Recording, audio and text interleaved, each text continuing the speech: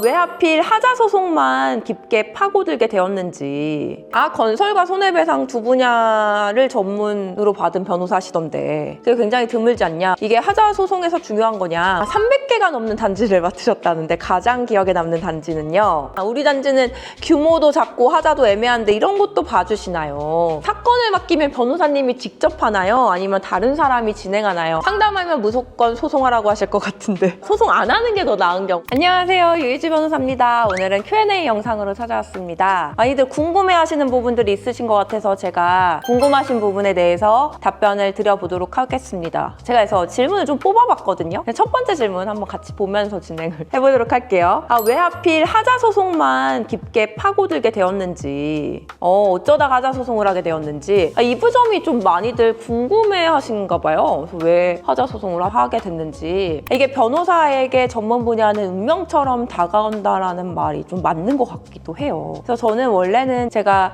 모든 변호사들이 수습기간이라는 걸 거치거든요. 그래서 6개월의 수습기간이 있는데 저는 그 수습기간으로부터 모든 변호사가 할 수 있는 다양한 일을 경험을 해봐야겠다고 생각을 했습니다. 그래서 일반 형사, 민사, 손해배상, 이혼, 회생, 파산, 행정사건까지 좀 놓치지 않고 다 진행을 해봤던 것 같아요. 그러면서 소송 진행은 이런 거구나. 그리고 분야별로 이런 점이 조금 차이가 있구나라는 것을 대략적으로 좀 확인을 했고, 근데 그런 와중에 하자 소송만 전문으로 하는 회사에 제가 입사를 하게 됐고요. 거기서 굉장히 인정을 많이 받았고 또 하자 소송을 전문으로 하고 싶다는 회사에서 저를 스카우트해 주셔서 하자 소송을 또 진행을 하게 됐죠. 하자 소송이라는 게 저한테는 좀 운명처럼 다가왔고, 이상하게 저는 입주민들과의 궁합도 좋고 결과도 굉장히 잘 나오고 몇십억 되는 승소 판결들도 운 좋게 만나게 되면서 제가 하자 소송을 전문으로 할 수 있게 되었고 좀 자신이 있는 부분이긴 합니다. 그래서 집합 건물, 오피스텔, 생활형 숙박시설, 아파트형 공장, 꼬마 빌딩 상관없이 하자 소송에서만큼은 제가 누구보다도 좀 많은 사건을 다뤄와봤다라고 말씀을 드릴 수가 있겠습니다. 잘하고 또 많이들 찾아주셔서 제 전문 분야가 됐다. 정리하자면 이렇습니다. 두 번째,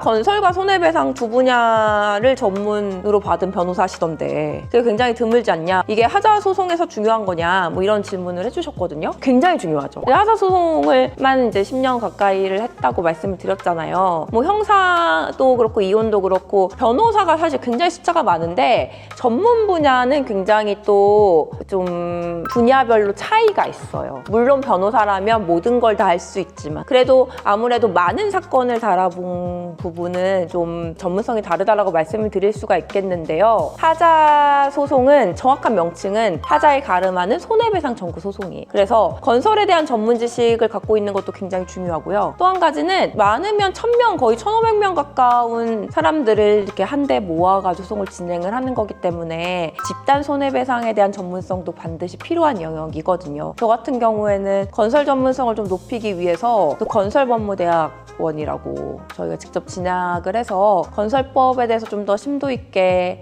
수학하고 연구하고 그런 부분도 좀 거쳤고, 또 동시에 집단 손해배상을 또 전문으로 해본 대표 변호사님께 집단 손해배상에서 주의해야 될 점, 좀 더 신경 써야 될 점, 그리고 그게 가져올 수 있는 결과들에 대해서 좀 모든 과정을 거쳐오신 분들께도 직접 수학 도대식으로 좀 배우기도 했습니다. 그래서 손해배상과 건설 두 가지 전문성을 모두 갖추고 있다라고 말씀을 드릴 수가 있겠네요. 좀 특이하긴 하죠. 세 번째, 300개가 넘는 단지를 맡으셨다는데 가장 기억에 남는 단지는요. 기억에 남는 단지들이 너무너무 많죠. 일단 저는 지방 출장도 굉장히 많이 다녔거든요. 300개가 아니라 사실은 제가 저 이 단지 소송 한번 해보고 싶습니다 했지만 진행하지 못한 단지까지 500개는 넘게 다녔을 것 같아요. 그래서 우리나라에 새로운 신도시가 지어졌다고 하면 제가 그 신도시에 있는 모든 단지들을 한 번씩은 돌아봤다 할 정도로 정말 서울부터 제주도까지 전국구로 하자 소송을 진행을 해왔고, 300개가 뭐예요, 500개, 합의로 종결되는 사건들도 있기 때문에 정말 많은 하자 관련된 상담, 소송 진행을 해봤습니다. 가장 사실은 기억에 남는 단지들은 뉴스에 나온 단지들. 네. 뉴스에 나온 단지들이 좀 기억에 남는 것 같아요. 갑자기 외벽이 쿵 하고 무너졌다라던가 뭐 요즘 뭐 철근이 좀 누락되어 있다라든지 이런 부분들 뉴스에 굉장히 많이 나오잖아요. 근데 그러면 저희가 만약에 진행하고 있는 단지라고 한다면 저희가 또 끝까지 그 손해배상까지 도와드려야 되는 부분이기 때문에 제가 직접 인해서 진행한 사건들이 있었는데 협의문을 작성을 할 때에는 꼭 비밀 유지 특약이 들어가요. 그래서 제가 정확한 단지명을 말씀을 드릴 수는 없지만 갑자기 내력벽이 쩍 소리가 나면서 뭐 떨어졌다라든지 이런 단지들이 제가 가장 기억에 남는 것 같고 이 하자 소송도 오피스텔, 하이엔드 오피스텔, 생활형 숙박시설, 집합건물, 지식산업센터 종류가 굉장히 다양한데 전 그 모든 다양한 종류를 다 경험을 해봤거든요. 뭐 상가나 오피스텔 입주자 대표의 어떤 좀 권력가계의 다툼이 있다라든지 이런 단지들이 굉장히 기억에 남는 것 같고 무엇보다도 가장 이제 기억에 남는 단지 중에 하나는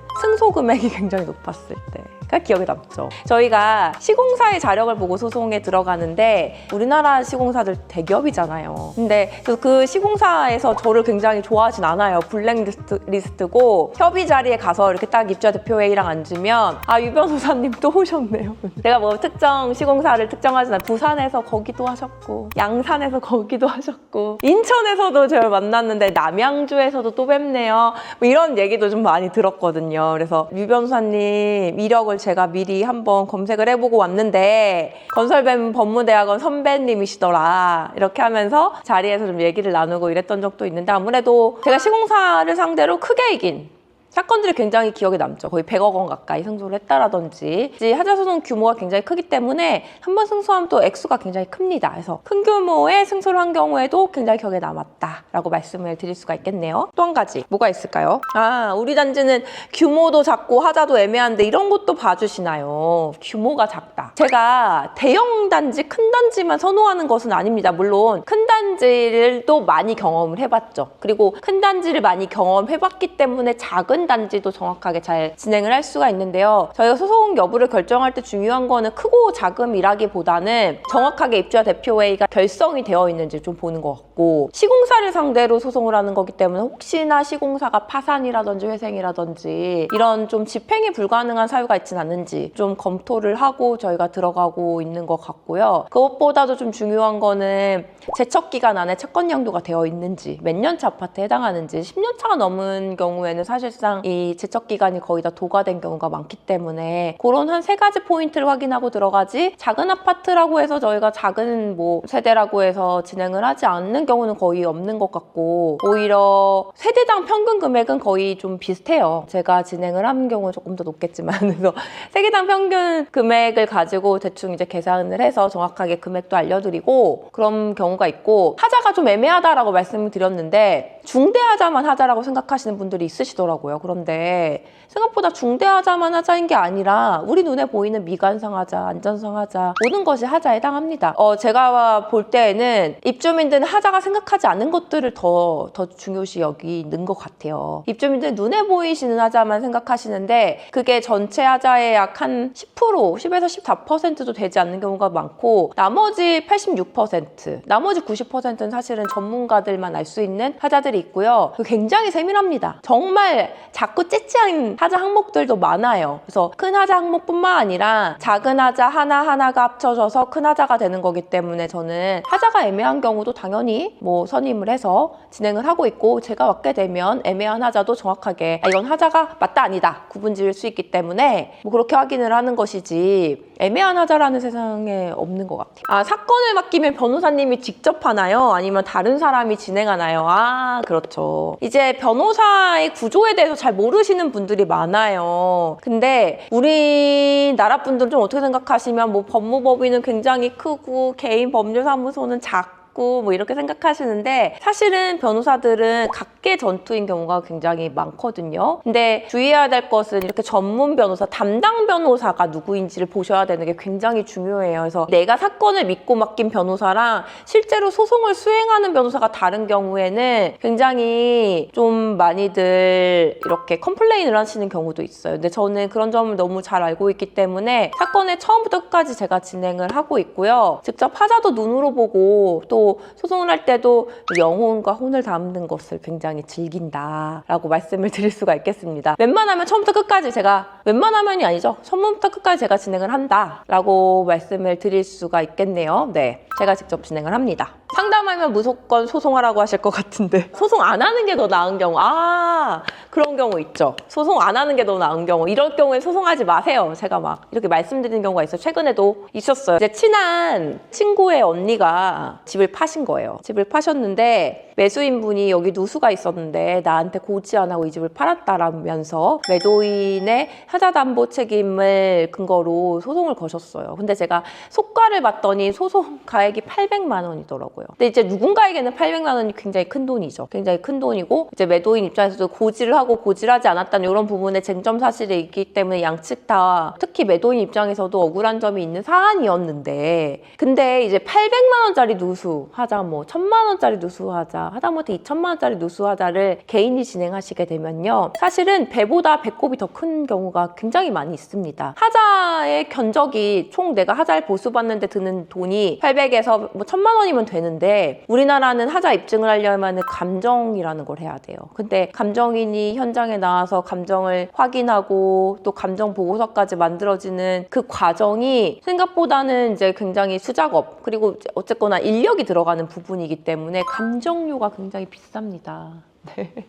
감정료가 상당히 나와요. 그래서 내가 그 돈을 받기 위해 소송을 진행하는데, 그 돈이 없어서 소송을 진행하는데 감정료가 800만 원보다 높은 경우에 소송을 진행하시기가 어렵겠죠. 그럴 경우에는 제가 너무 억울하신 마음은 이해하시겠지만 양 당사자께서 적절히 합의하시는 게 더 유리한 경우가 많다라고 말씀을 드려요. 왜냐하면 원고도 변호사 비용도 지불해야 되죠. 감정비도 지불해야 되죠. 피고도 마찬가지죠. 결과적으로 그 보수 비용은 800만 원인데 변호사 비용과 감정 비용이 그거보다 훨씬 더 커지는 이런 역전적인 상황이 발생할 때는 제가 소송하지 마시고 합의하시는 것이 유리하다라고 말씀을 드릴 때가 많습니다. 그래서 변호사라고 해서 반드시 소송만을 권유하는 것은 결코 아니고요. 저는 오히려 협의 성사율도 굉장히 높은 편이거든요. 협의로 진행해서 빨리 마무리 짓는 것이 양 당사자에게 유리하다고 볼 때에는 협의도 굉장히 좋은 방법이다라고 안내를 드리고 있습니다.